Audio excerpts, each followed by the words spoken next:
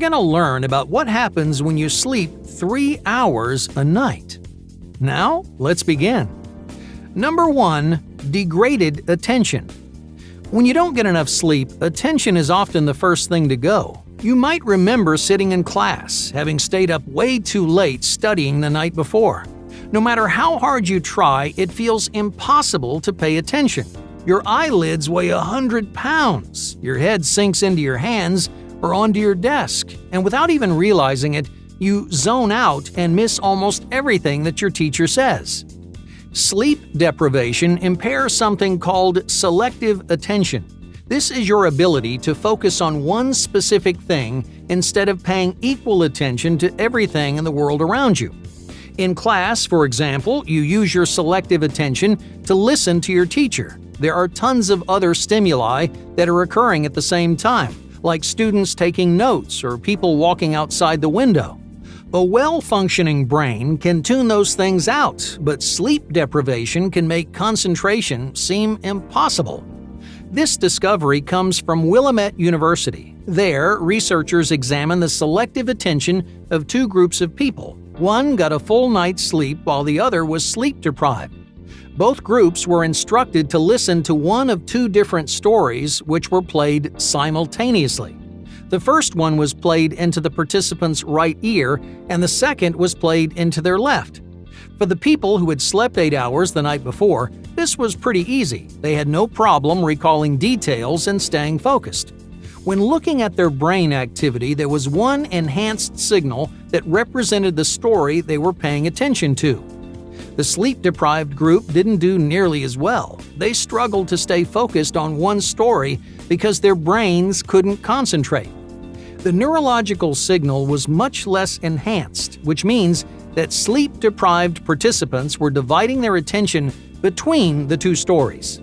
Not only is this kind of multitasking confusing, it affects other major brain functions. Memory encoding, retrieval, and comprehension all decrease when you can't concentrate. So please, do yourself a favor and get a full 8 hours. Otherwise, you're going to spend the whole day wondering what you're missing. Number 2. Higher cognition. Even if you can pay attention, chances are your brain just won't work like it normally does. Sleeping only 3 hours a night has a huge impact on most elements of higher cognition. That means everything from perception to memory, but some functions suffer more than others. A 2010 study discovered a group of higher cognitive functions that go down the drain when your brain can't recharge and detoxify. Using neuroimaging, researchers saw that the prefrontal cortex experiences the largest decline in performance when sleep-deprived. The prefrontal cortex is the area at the very front of your brain. It's right behind your forehead. It's responsible for a wide variety of functions, which are usually called executive functions. They're some of the most sophisticated things that your brain can do. Most people claim executive functions are what separate humans from every other animal on the planet. They're advanced, reflexive, and cognitively complex. Creative problem solving is one of the best examples. It's our ability to think outside the box, to discover unique solutions for intricate problems. But when you don't get enough sleep, your prefrontal cortex can't function like it normally does. So creativity and innovation naturally fall apart. Oh, and it doesn't stop there. Higher cognition is often called emotion-dependent. In other words, certain emotional states allow you to think and behave differently. For example, when you're feeling happy, it's much easier to make reasonable decisions than when you're feeling sad. Since getting 3 hours of sleep decreases your mood, well, it impairs higher cognition even more. Now, of course, most people think there's an easy fix. Just drink a cup of coffee. Caffeine is an immensely popular stimulant that people use to wake up their body and brain. After 15 minutes, which is about how long it takes for caffeine to enter your bloodstream, you start to feel lively and attentive. It even improves your mood and motivation. So you'd think that this burst of energy would restore higher cognition too, right? Well, if you were lacking in creativity before, shouldn't a bit of caffeine get you back on track? Unfortunately, there's no easy replacement for a good night's sleep. When it comes to higher cognition, a cup of coffee isn't nearly as effective. This finding stems from the same 2010 study. They analyzed what areas of a sleep-deprived brain were most affected by caffeine. Individuals who didn't get enough sleep but drank a cup of coffee experienced increased attention and alertness, but their creativity never got any better.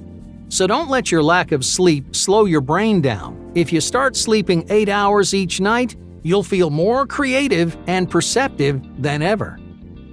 Number 3. Dietary Decay. Everyone knows that foods like candy, chips, and French fries are bad for you. They contain excess amounts of sugar, salt, and starch. If you're not careful, eating a few unhealthy snacks each day can really add up. Salt, for example, increases your risk of high blood pressure, while sugar, after giving you a small boost, leaves you feeling cloudy and tired. There are many reasons why you should avoid these unhealthy foods as often as possible, but sleep deprivation makes eating right much harder. You see, when your body doesn't get enough sleep, it can really control your appetite. On the mental side, your usual level of self-discipline is way down. That means you have a harder time maintaining your healthy eating habits. To pile things on, sleep deprivation injects a significant amount of mental stress into your life. When you're feeling foggy and frustrated, you're more likely to choose tasty yet fattening snacks. They provide a much-needed neurological reward, even though they ultimately hurt you in the long run. Physically, sleep deprivation messes with hormone production. It starts by stimulating a hunger hormone called ghrelin. Normally, ghrelin tells you when you've got an empty stomach. But if you have too much ghrelin in your system, your hunger never goes away. Those excess hormones continuously trick your body into overeating. Ghrelin will keep sending more and more hunger signals long after you've eaten your fill. And to make matters worse, sleep deprivation subsequently inhibits a hormone made by your small intestine called leptin. Leptin regulates your body's energy levels by telling your brain when to stop nourishing itself. So without leptin, you'll accidentally eat way more food than you're supposed to. More food means slower digestion, more fat storage, and an uncomfortable episode of heartburn. Now, you combine all that with a negative impact of the actual foods that you're eating. Starch, for example, is a natural appetite inhibitor. Even if you're sleeping 8 hours a night, too much starch can ruin your diet. But when your hormones are already dysfunctional, well, overeating is almost inevitable. As you can see, a simple lack of sleep can quickly snowball into a much bigger problem. But how does this combination of sleeplessness and a poor diet affect the rest of your body? Well, let's run through some important statistics really quick. If you sleep less than 3 hours a night, you're about 48% more likely to develop heart disease. That seems like a lot, right? Well, it makes sense when you consider that you're increasing the risk of obesity by about 50%. Sleep-deprived people are more likely to eat unhealthier foods and more of them. Not to mention you're less likely to exercise when you're feeling tired. You're also 3 times more likely to get sick due to lower immune function. And you're prone to common mental illnesses like major depression and chronic anxiety. By catching and correcting bad sleeping habits, you can dramatically improve your daily and long-term health. Number 4. Increased mortality.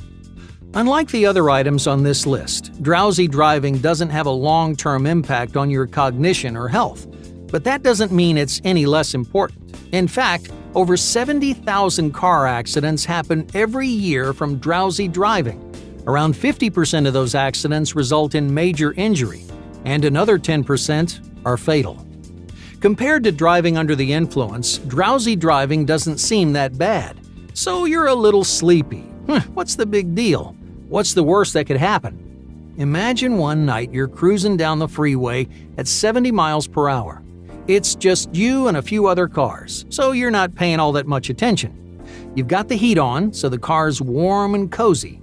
You're listening to some soft music. Since you got cruise control, your foot isn't even on the gas. Slowly but surely, your eyes start to close. Before you know it, you're not even looking at the road anymore. Until suddenly your body shocks itself awake.